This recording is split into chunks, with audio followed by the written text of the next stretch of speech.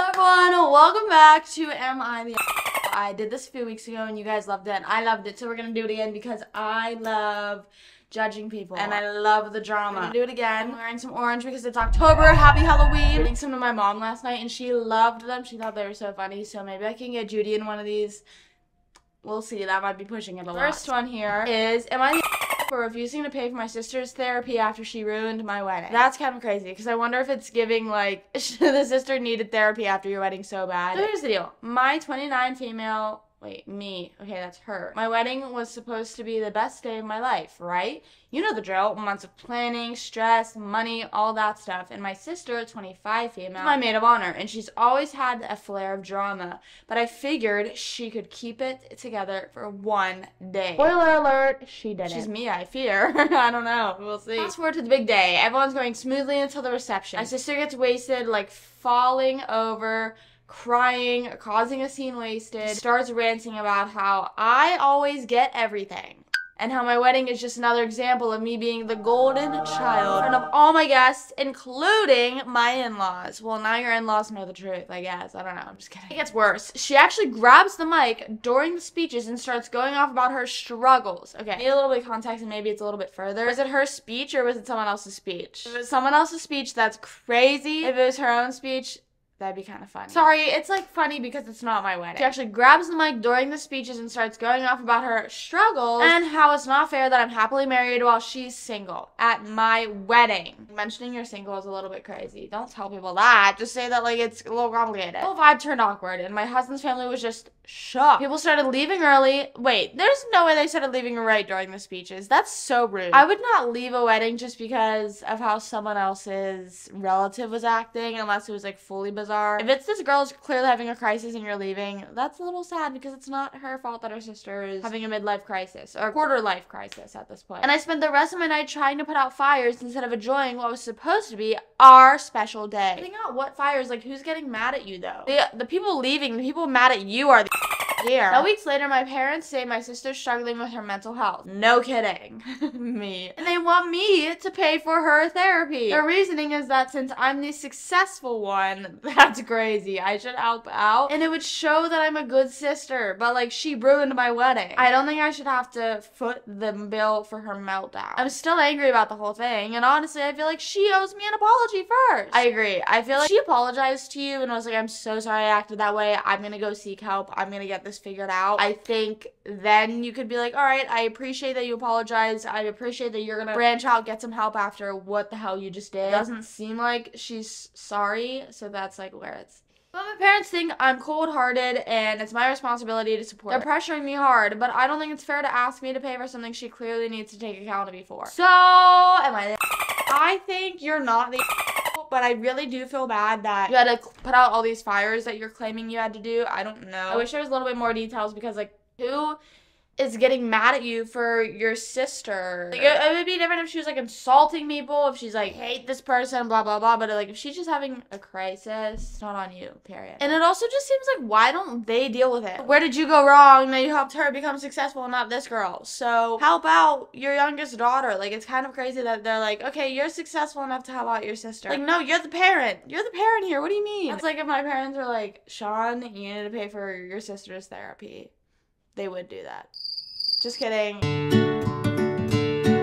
I'm kind of surprised that she ruined your wedding to that extent. Like, I don't know why people would leave. I don't know why people would get that upset over it. I don't know why your parents want to pull her aside at the wedding and be like, let's sober you up, because I'm sure she was drunk. Your parents are here. Why aren't your parents paying for it, and why didn't your parents stop her there? Two big signs that it's not you, it's them. You can easily put the blame on her, but she, like, needs help. Clearly. And maybe there's like some sort of family dynamic. Because like the parents opened up and said like, you're the more successful one, help out your sister. That would make me more upset if they were like, your sister's helping you out because she's super successful. I'd be like, oh God, that's the issue. I'm gonna blame this on your parents. It's easy to blame it on the parents because usually it is the parents' fault. Next up, am I the for refusing to watch my parents' dogs while they go on a family vacation without me?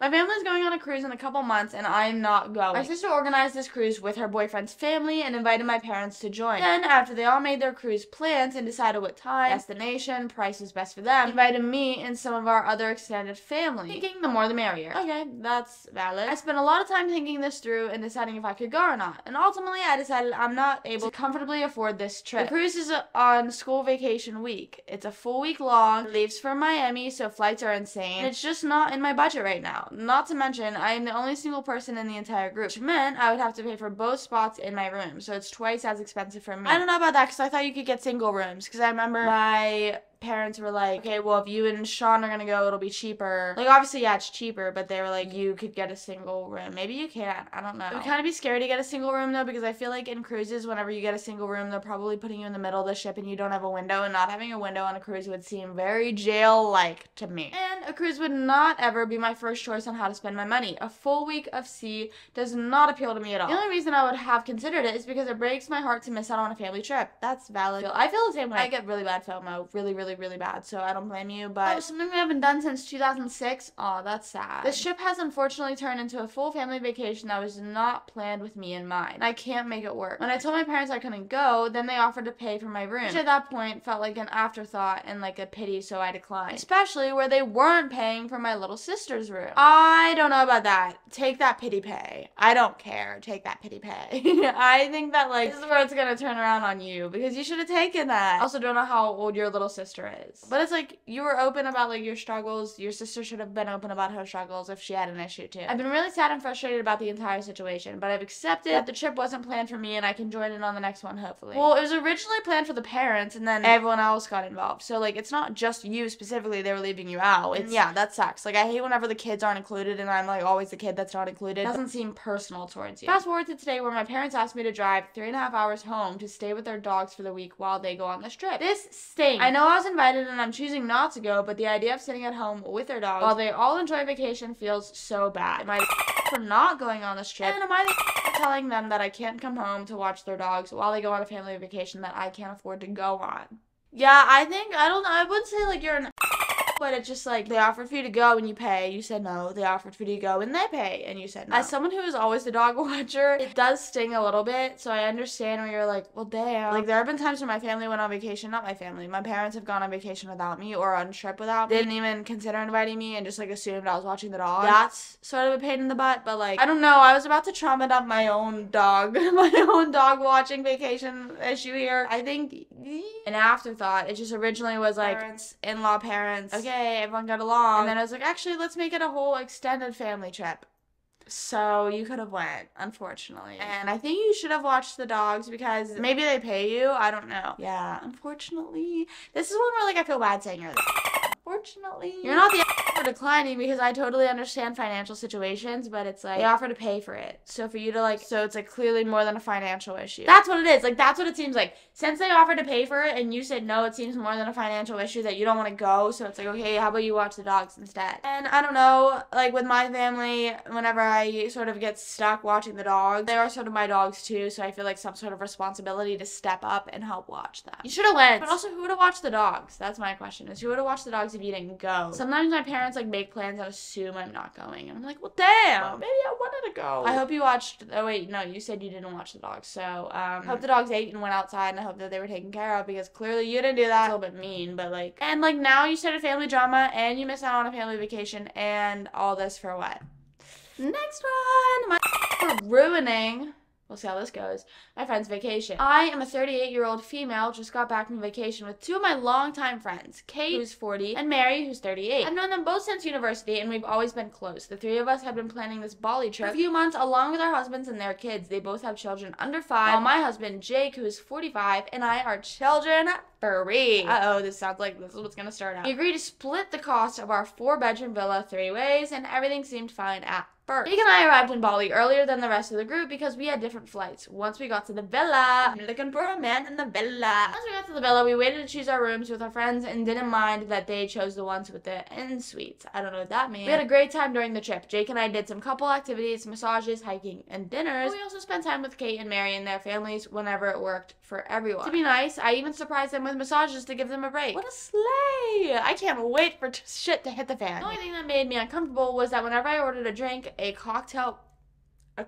before dinner, or a glass of wine with meals, I'd get comments like, oh, you're drinking again? For context, I'm a social drinker and don't drink often, but we're on vacation and I didn't think it was a big deal, especially since our husbands were drinking too. I just ignored the comments so I could enjoy the trip. Who was making that comment? So why didn't you tell us who made the comments? Is it the guys or the girls? Because it says our husbands were drinking too. But last night, Jake and I made plans with the guys to go out. Kate and Mary said that they were staying in to pack. He convinced me to join him, and since it was the last night on our vacation, I didn't want to stay in either. We went out and had a great time. We got home at 1 a.m. and I passed out straight after. The next morning was a bit chaotic with everyone packing and checking out, but we all made it back home without issue. We had booked business class seats back to where we were separated during, We had booked business class seats back, so we were separated during the first flight and said quick goodbyes at the airport. A week after returning home, I got a long text from Kate saying that both she and Mary wanted to reduce contact with me because I had ruined their vacation.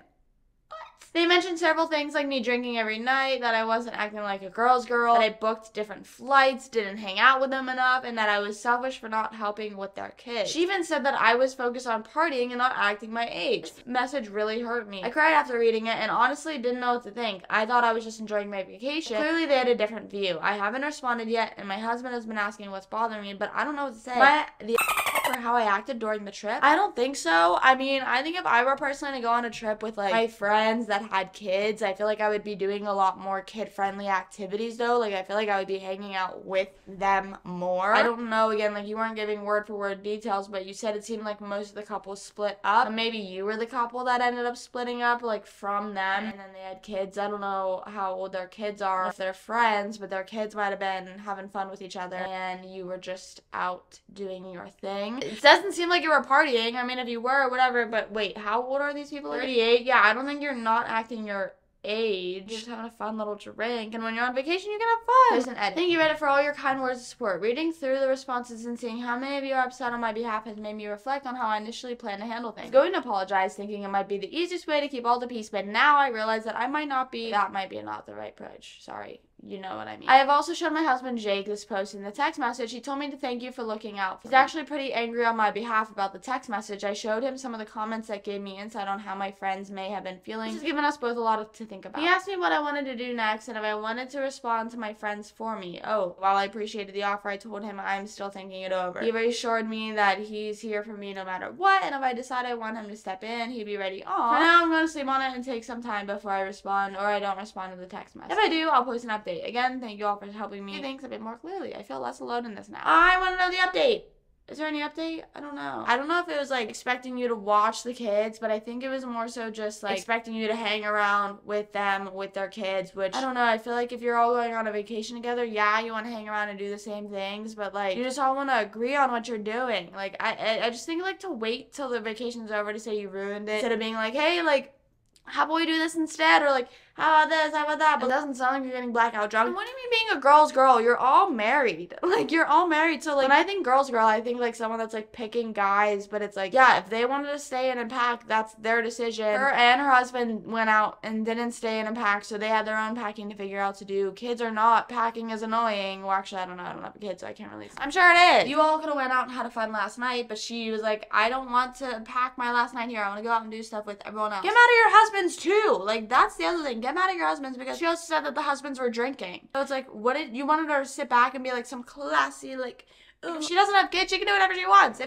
I mean, I don't know, if you have kids, you sort of do want to be careful, but like, I think you're not the and I'm really sorry that they said that. I think you should go on another vacation without them. And also, you got them a massage, so like, that's super nice. I don't know. That's just super weird. Girl's girl at the age of 40?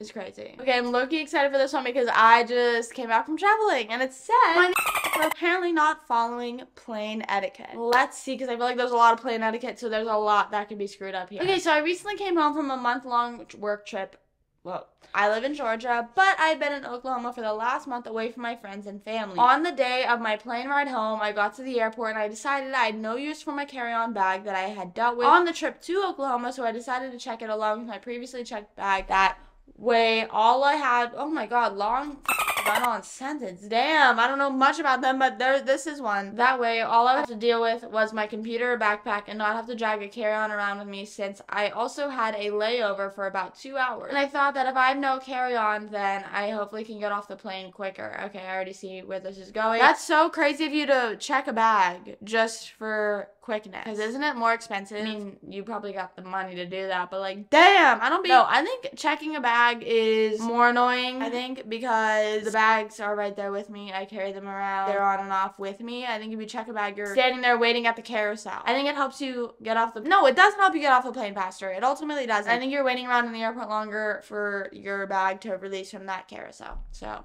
you're wrong already. I have an aisle seat on the plane, and as soon as we start to land on my final destination in Georgia, I had already...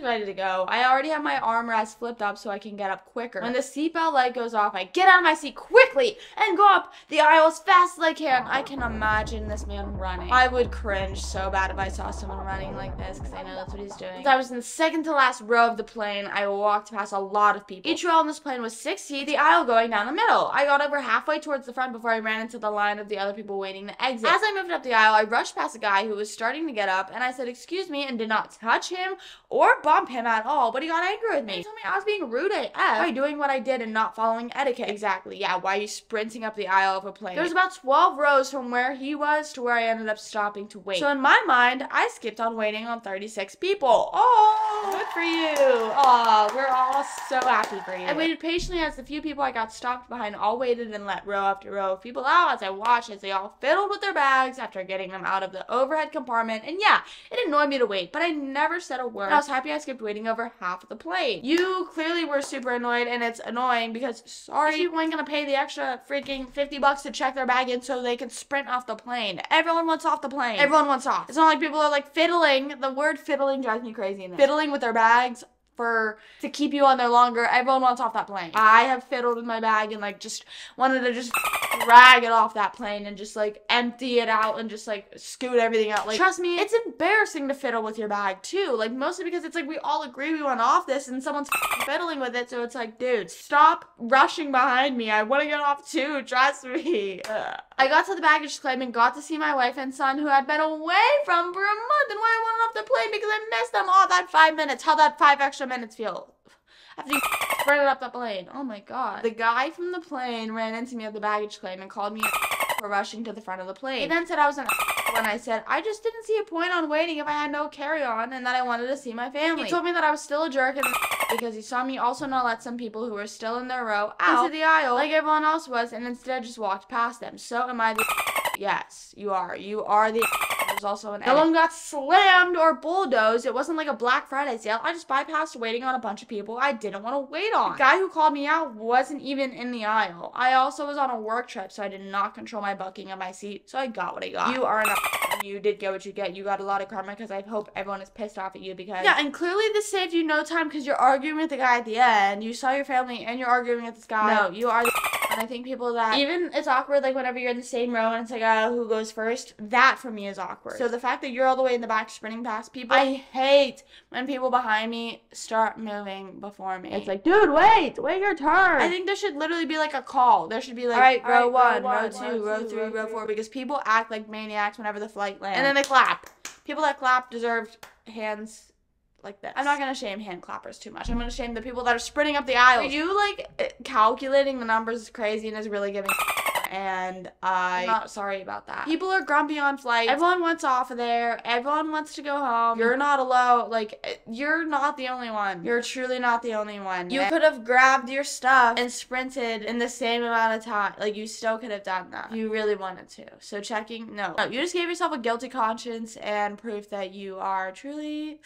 And sorry, yeah, next time book first class or something like that. At first, when I was reading this, I was thinking, okay, maybe, like, you had to make the connection flight, but you said you met your family at the end, so, like, and also, you had said you had a 2-hour overlay, so whatever. Stamp it. Approval. Is that Is that proper? I don't know. Alrighty, that's it for this week's. Hope you enjoyed this video. Let me know if there's like any themed ones I should do. Maybe for the holiday I could do themed videos. I'm really hot in this room because the AC just fails at this house because this room is above in a garage. Shout out to this week's and boo to this week's. I hope you guys enjoyed this week's video. Thank you so much for watching, and I'll see you next week. As always, happy, stay hydrated. Peace out. I love you guys. Bye.